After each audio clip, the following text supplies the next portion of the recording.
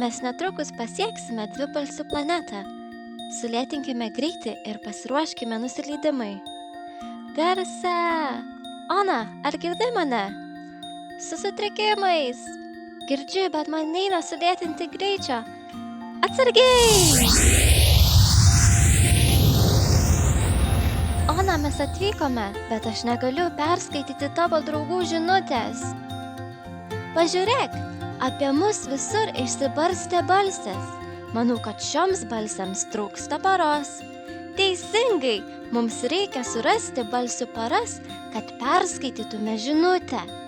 Kas yra dvibalsiai? Tai dviejų balsių junginys. Tariamas viename skiemenyje.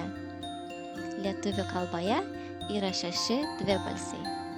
Ai, o, ei, ie, ui, uo. Dvibalsiai tariami visada kartu. Ai žodyje kaimas.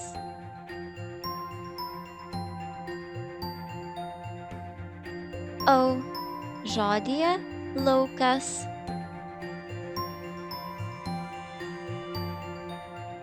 Ei žodyje leido.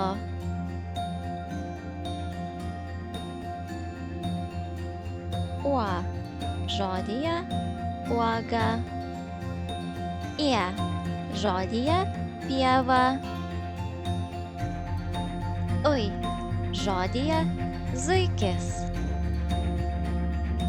Jeigu tariame atskirame skiemenyje, tai ne dvibalsis. Paima. Paupys. Aš esu pasiruošusi įveikti mūsų užduotį. A ir I skamba ai, kaip žodyje laimė. A ir U skamba au, kaip žodyje saulė. E ir I skamba ei, kaip žodyje eismas. I ir E skamba ie, kaip žodyje liepa. U ir I skamba ui, kaip žodyje smuikas.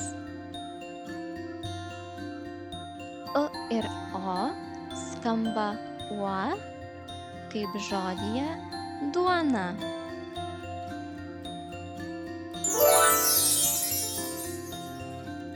Štai tavo žinutė.